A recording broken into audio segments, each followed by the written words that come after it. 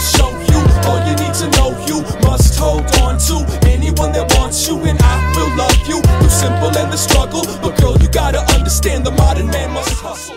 Which brings me on to the next thing. Okay. Along with guilt, we have the other option, and that is denial.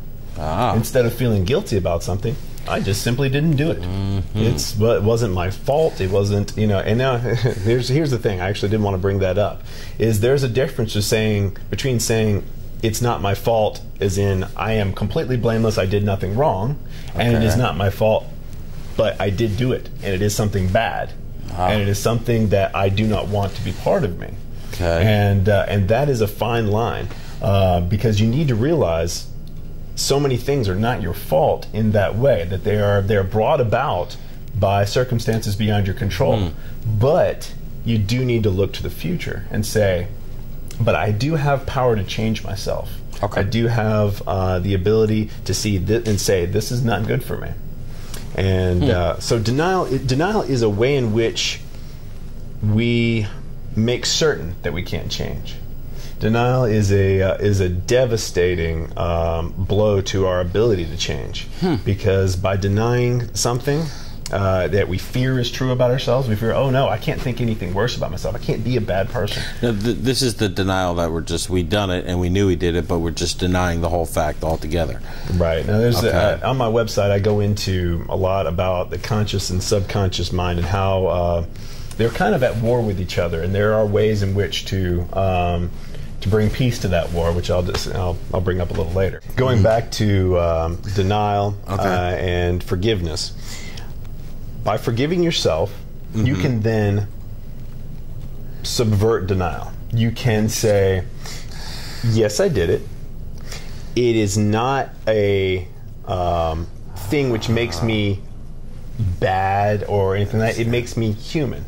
It is humans make mistakes. They do things they don't intend because they are taken over by their instincts and by desires which go against what they think of as themselves, which is their conscious mind. Okay. So the subconscious goes down into that survival mode and has us do things that we would otherwise not intend to do. Okay. And so by forgiving ourselves, we can end denial, because denial stands in the way of seeing who we are. Okay. If you can't see any problem, then how on earth can you fix it? How on earth can you ever start to change who you are and to reach back down and into yourself and change yourself if you keep saying there's nothing there, there's nothing there?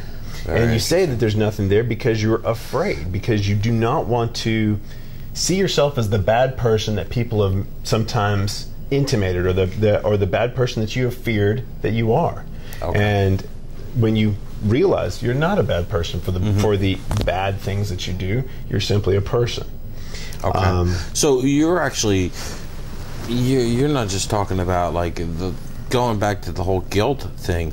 You could actually subvert the guilty thing too by actually saying, you know what, I've done this, I forgive myself. So you're not guilty at that point because you've forgiven yourself, and therefore you're not even guilty or in denial because you've admitted what you've done too. Exactly. Wow, that's powerful right there. I mean, that can help a lot of people. I know I have an issue with that, and we've talked about this before, where I'll say, you know, just today we were talking about it, where I said, you know, I had an argument, and for the few days I stood my ground, and then today I did something a little bit different, and I said, wow, I'm starting to feel a little guilty about it. So actually, whereas felt like I did forgive myself for that argument, because in some small way you still held on, and now that guilt can be a couple of different things. It can be fear of a loss of a relationship, because I mean relationships are extremely important to us, but it can also be simply something that you've said, maybe that wasn't quite right, and I want to make sure it is right. Okay. And so guilt can serve a purpose, but it is very dangerous. Dangerous. It is extremely dangerous. It's something that should be flushed immediately. It should be something that you do something about, one way or another. And usually it's first say, well, perhaps I did something wrong. Perhaps I didn't. It doesn't matter.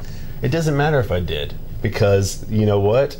I forgive other people for the bad things that they do to me, and they should, in turn, also forgive me. Very And if they don't, then that's their problem, and it's something they'll eventually have to get over. That's powerful. That's an epiphany for me, and I see a lot of things. But for the guys that don't see it that way, for the guys that have trouble saying, you know, I just feel guilty, I feel bad, and I've struggled with this for so many years. I just, you know, I've had an argument with somebody, and I'd just be like, oh, I feel terrible about this. Like, it won't be that time, because at that time it'll be the heat of the argument. Right. I'll be like, and even though I think a lot of times the heat of the argument for me will be because I've compounded things and let them build up to that stage, and bang, they're out. And all of a sudden, I'm not backing down. And I don't care if I'm wrong. Or I don't care if I'm right or you're right or whatever.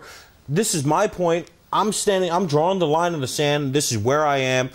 So how do the guys that you know, struggle with their own guilt? I mean, is there some type of step that we can take that can say, you know, I do have to forgive myself, and I do have to stop being in denial, and I have to stop feeling guilty? What can I do? What steps can a person take? Well,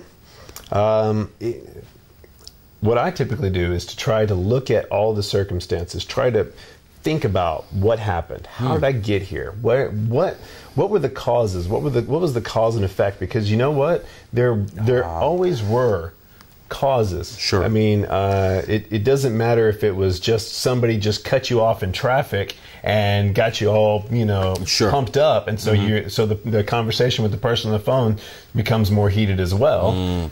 One way or another, there are cause and effect things, and the more of those you can see, the more you can see, once again, it's my circumstances that end up driving me. And the only way in which you can start to gain control of your circumstances is, control is a very iffy issue, but the only way you can really gain that is by looking and saying, I see it, and now I'm going to try to make a plan for the future based on it. I understand. And it's basically learning from your experience. And you're not even trying to find guilt by analyzing the situation. You're actually just trying to learn from it rather than apply the guilt to one person or another, whether he's guilty or I'm guilty or she's guilty.